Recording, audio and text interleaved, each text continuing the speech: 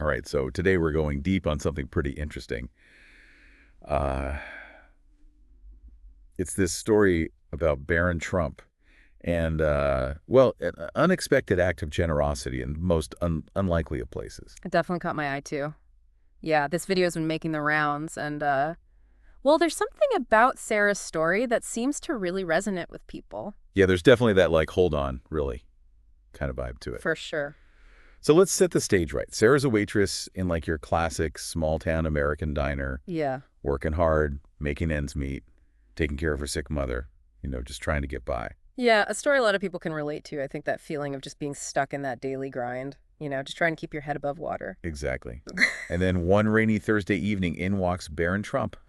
Alone. Yeah. You gotta admit, that's not exactly the first image that pops into your head when you think Baron Crump, right? It Yeah. makes you wonder what's he doing there, what led him to this, ordinary diner. Totally. It's not the entourage surrounded Barron we're used to seeing in the media, right? He's by himself, almost seems nervous, like trying to blend in at a corner booth. Almost like he's trying to escape that public persona, like maybe experience a little slice of normal life that's usually totally out of reach for him. Yeah, maybe. Mm. So Sarah's understandably, like, taken aback, right? Approaches him cautiously. I imagine kind of a mix of apprehensive and curious. Oh, I think anyone would be. It's that clash between the public image and suddenly there they are right in front of you. Gotta make you question everything you thought you knew. For sure. So she takes his order, just water, Mm. and can't help but notice he seems a bit like, lost. Hmm. He even admits he doesn't usually go out alone like this. Mm. Wanted to get away from everything for a bit. Interesting. He even mentions writing as a way to kind of process things, which I thought was interesting. Yeah, writing can be powerful for that, Yeah. especially for someone who lives such a public life. Makes you wonder what's going on in that head of his. Definitely hints that there's more to him than what we see in those headlines, right? And Sarah, sensing this vulnerability, she tells him, I guess we all have our ways of coping. Wow. I mean, that simple statement might have been more impactful than she realized. It's like acknowledging their shared humanity, something someone in his position probably doesn't hear very often. Right. And he seems to really appreciate that connection. You know, admits not many people talk to him like that. Then he says something that really stuck with me. He's like, sometimes I wish I could just be normal, you know, to be like everyone else. That's a loaded statement right there, isn't it? It speaks volumes about the hidden costs of that kind of privilege. That yearning for something as basic as normalcy makes you think maybe that's part of what led him to Sarah in that diner in the first place. That's a fascinating thought. Later, as things are quieting down, Sarah tells him, hey, if you ever need someone to talk to, I'm here. Simple gesture, but, maybe incredibly meaningful to him in that moment. Absolutely. She's offering something he might desperately need, right? Genuine human interaction, no strings attached. That's got to be a rare commodity in his world. Totally. And he Yeah. seems touched by it. It says not many people would say that to him. And as he's leaving, he slips an envelope into her hand, thanking her for talking to him. Okay, now I'm on the edge of my seat. What's in the envelope? Inside, a check for $10,000. Whoa, that's not your average tip. That kind of money changes things. It goes beyond a simple act of kindness. It raises questions about intent. What's the message here? Right. Sarah is floored. She can barely process it. It's an amount she could only dream of, and it came from the most unexpected source. I can only imagine that whirlwind of emotions, right? Gratitude, confusion, maybe even a little fear. It's not every day you get a life-changing sum of money from someone you barely know. And that's where the real mystery starts, right? Right. What was the motivation for such a grand gesture? Was it pure altruism? Was there something else going on? And how does Sarah deal with the weight of this unexpected gift? It's like she's been handed this puzzle box, and the pieces don't quite fit yet.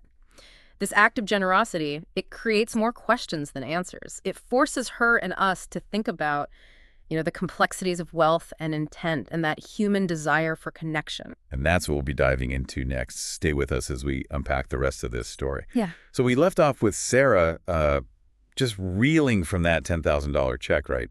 Trying to make sense of it all. What happens next? Well, I think she does what most of us would probably do, takes that check straight to the bank. Yeah. That moment of truth. Is this real or is this some kind of elaborate prank? I can only imagine the nerves. Yeah. But the check clears. The money's hers. Mhm. Suddenly, all these possibilities open up, but there's still that question nagging at her. Why me? Exactly. And that's what's so fascinating about this whole thing. It's not just about the money itself, but the psychological and emotional impact of a gift like that. It forces her to confront these questions about her own self-worth, her purpose, even her place in the world. It's like she tries to go back to her routine, but everything's different. That money, Barron's words, it's all echoing in her head. Like that gift, as generous as it was, it almost becomes a burden in a way.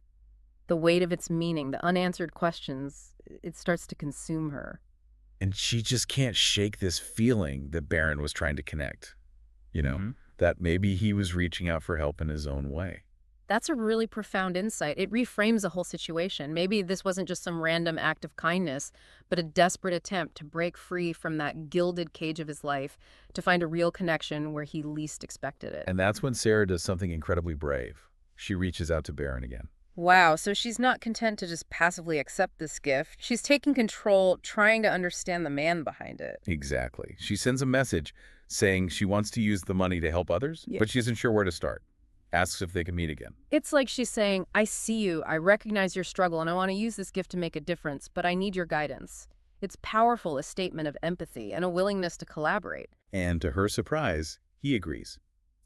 They meet back at the diner, that same place where it all began. There's something poetic about that, isn't there? Returning to the scene of their unexpected connection, like they're both drawn back to that moment of shared humanity.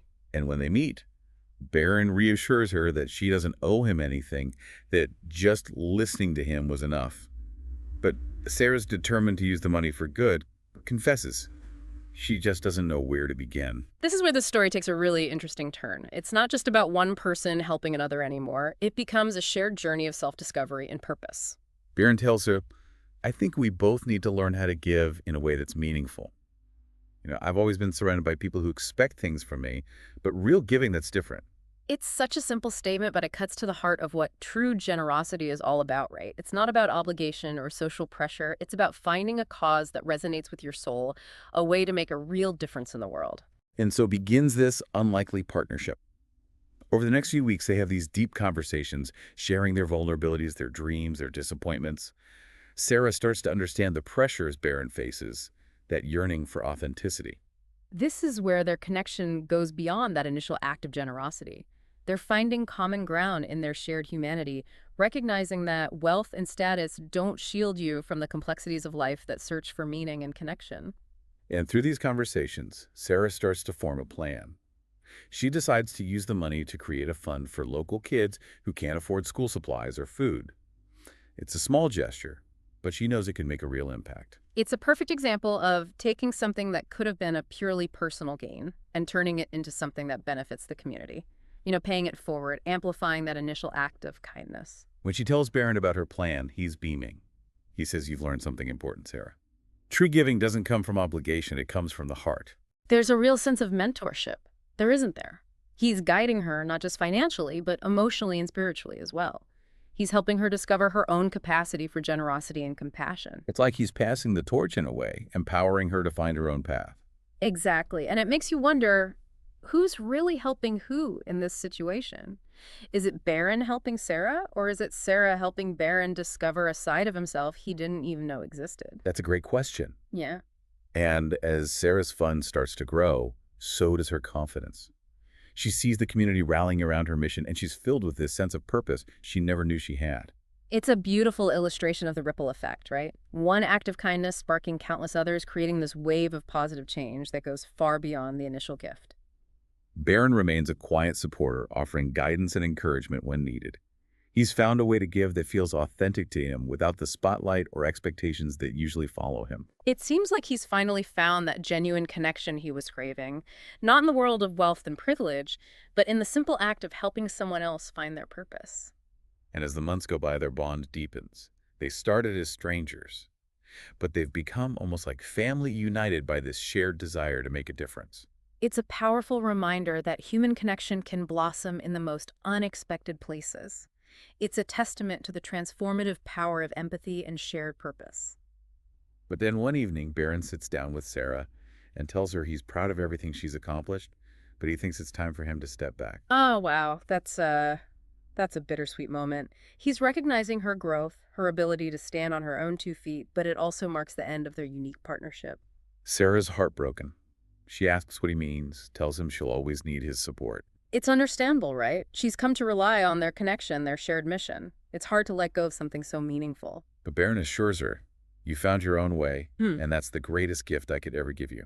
With that, he gets up and walks away. It's like he's releasing a bird back into the wild knowing it's strong enough to soar on its own. He's giving her the ultimate gift of independence and self-reliance. But this isn't the end of the story, is it? It's not. There's one final twist that throws everything we've discussed into a whole new light. Okay, now I'm really intrigued. What happens next? We'll get to that right after a quick word from our sponsor. Stay with us. Okay, so we're back, and remember how we've been talking about Sarah's story as it's presented in this online video? Well, at the very end, things get really interesting. Okay, you've got me hooked. What happens? The video's narrator comes on, and, well, they directly address the viewer, thanking them for watching this touching video about kindness, generosity, and the power of connection. Oh, They even encourage viewers to, give the video a thumbs up, leave a comment about how the story touched their hearts, and subscribe for more heartwarming stories. wait a minute. So this whole story, this emotional roller coaster we've been unpacking, it's being presented as like a feel-good online video. That's what it seems like. And that brings up some serious questions about everything we've been discussing. You're telling me, were we just watching some carefully constructed narrative designed to go viral? Was Sarah even a real person? Was Barron in on it? Or was he unknowingly part of this whole online production? It really makes you think, doesn't it? We were so invested in the emotional journey of these characters, and now we have to ask ourselves, was it all just made up? It makes you wonder about the motivations behind the video. Was it just for entertainment? Or was there something more calculated going on, like trying to manipulate emotions for clicks and views? It's a little unsettling, to be honest. It makes you realize how easily we can get drawn into a well-told story, even if there are layers of artifice underneath. We want to believe in the good, in people, in the power of connection, but this situation forces us to confront the possibility that we were being manipulated. It's a good reminder that in this age of social media, we need to be more careful about the information we consume. Not everything is as it appears. Even the most heartwarming stories can have a hidden agenda. It's like we've stumbled into a hall of mirrors. We thought we were seeing a genuine reflection of human connection, but it might have all been distorted, refracted through the lens of online content creation. It makes you wonder, where does storytelling end and manipulation begin? And that's the real takeaway here, isn't it? This deep dive wasn't just about unpacking the story of Barron, Trump, and Sarah. It was about examining how we consume and interpret information in the digital age. Exactly. It's a lesson in media literacy and critical thinking. We can't just passively accept what we see online. We need to question the source, the intent, the narrative itself. We have to be active participants in the process of figuring out what it all means. So where does this leave us? Knowing that the story might have been staged, does it take away from the themes it explored? Kindness, generosity, the desire for authentic connection? Are those things less meaningful if they were part of a fabricated narrative? That's the question that keeps coming back to me. On the one hand, it's easy to feel disillusioned to dismiss the whole thing as a clever fabrication. But on the other hand, maybe those themes resonate so deeply because they tap into something fundamental about being human. Maybe the creators of this video, whether they meant to or not, stumbled onto a universal truth. Even in a world that often feels superficial and transactional, we still crave genuine connection, meaningful interactions, acts of kindness that go beyond social barriers. Perhaps the story's power lies in its ability to awaken those desires within us, to remind us that even in the face of cynicism and manipulation, there's still a part of us that wants to believe in the good, in the possibility of genuine human connection. It's definitely something to think about. And it brings us back to the heart of what the deep dive is all about. It's not just about uncovering information, but about exploring its complexities, its nuances, the questions it raises about ourselves and the world around us. This deep dive was like peeling back the layers of an onion. With each layer, we thought we were getting closer to the truth, but in the end, we were left with even more questions, more layers to explore. And isn't that the beauty of it? The search for meaning. It's an ongoing process. Yeah. It's a deep dive that never really ends. Exactly. So we leave you with this: what will your next deep dive be? What stories, what ideas will you choose to explore? And most importantly, what questions will you dare to ask? That's all the time we have for today's deep dive. We'll be back next week with another fascinating story and thought-provoking discussion. Until then, keep questioning, keep exploring, and keep those deep dives going.